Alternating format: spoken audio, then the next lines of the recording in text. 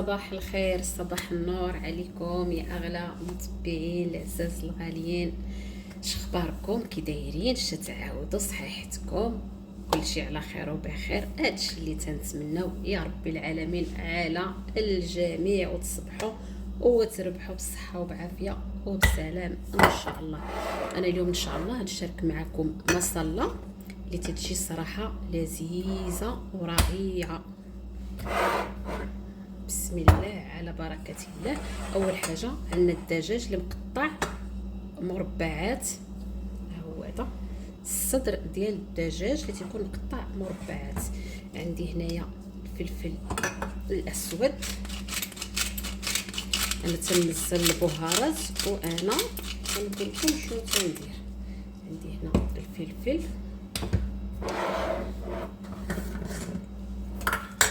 عندي الفلفل الاحمر البارد هو هذا،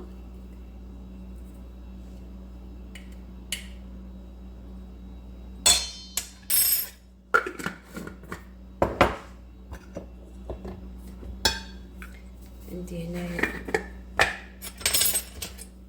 الكمون واحد ربع ملعقه من الكمون. ما نكثرش الكمون حتى ملي تكثروا الكمون تيعطي ديك المروره.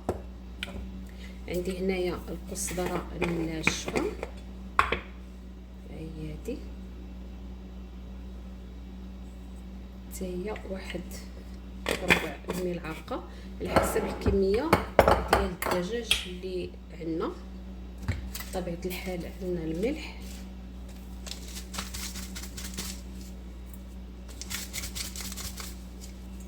تجي الصراحه رائعه الملح.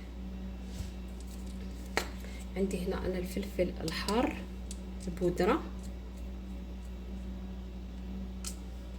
تحرى هذه بزاف ما نكثرش منها. وعندي هنايا البهارات ديال مصله، انايا رميت العلبه حكيتهم ونزلته هنايا. تناخذ واحد المعلقه صغيره. البهارات تتباع في المحلات، موجوده في ما رحتوا السوبر ماركت ولا اي حاجه. البهارات ديال البرياني ولا المصله موجوده. عندي هنايا زيت الزيتون، واحد المعلقه.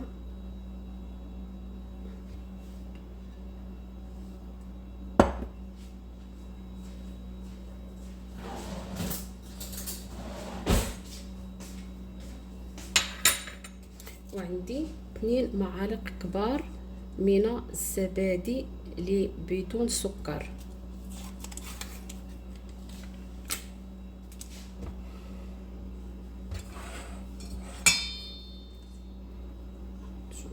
معالق من الزبادي مليانين، يكون شحال هاد الزبادي. هذه اول حاجه بهرنا الدجاج ديالنا وغنخليوه على جنب، وعاد ندوزو نحضروا الصلصه. نغسل واحد القليل من الكركم،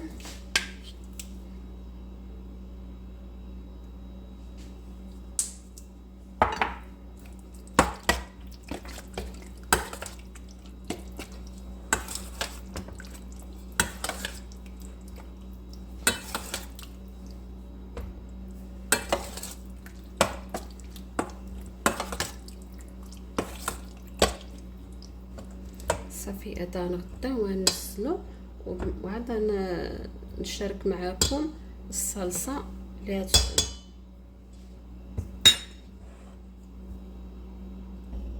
انا خديت حبه من البصل، وعندي هنايا واحد 4 الفصوص من الثوم.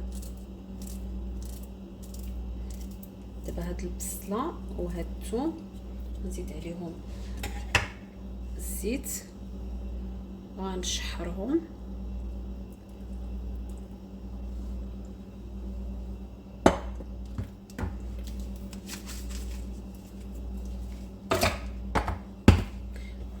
نشحرهم ونزيد عليهم الكمون. الكمون اللي يكون حب، ما يكونش يعني مطحون.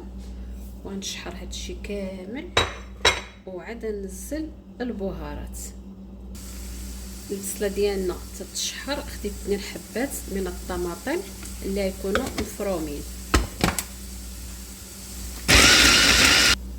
انا الدجاج او صدر الدجاج اللي مقطع ها هو هذا نزلته هنايا.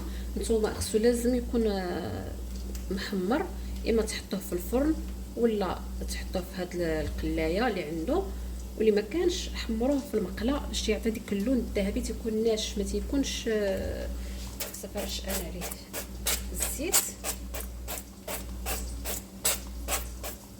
صافي. انا ندخلو يتحمر على ما توجد لي لاصوص ديالي. نتوما من بعد ما تتحمر لنا البصل ديالنا على هذا الشكل هذا مع ديك الكمون تيعطي واحد الريحه، واحد الطعم ما نقولكمش مع الثومه. دابا نزيد الطماطم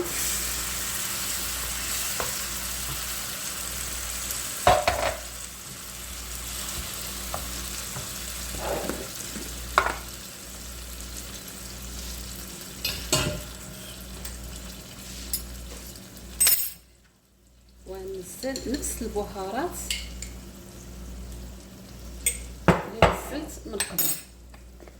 عندي هنا واحد معلقه كبيره من الطماطم، الثومه، الكمون،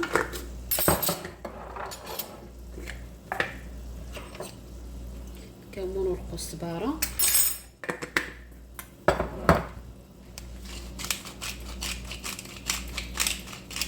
فلفل، والكركم، البودره ديال الشطه، البهارات ديال مصله. صافي انا نخلي الكل يتشحر.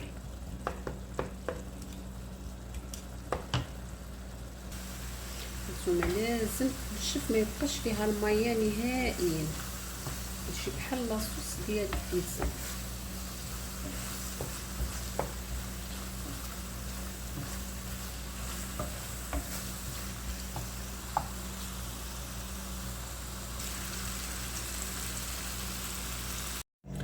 صافي ها هي دي من بعد ما طابت طحنت انا هاد لاصوص. ها هي دي طحنتها، بسم الله، باش ترجع لنا كريمه.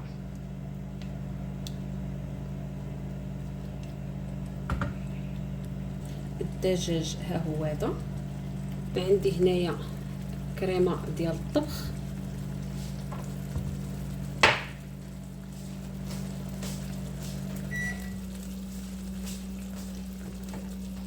هاد الكريمه اللي غنزل واحد الكاس.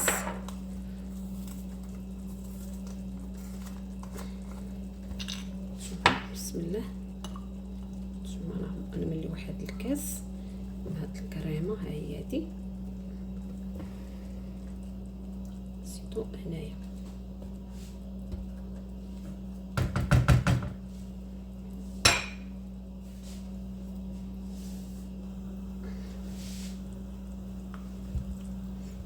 وعاد نزيد نخليها تغلي، وعاد نزيد القطع ديال الدجاج اللي عندنا.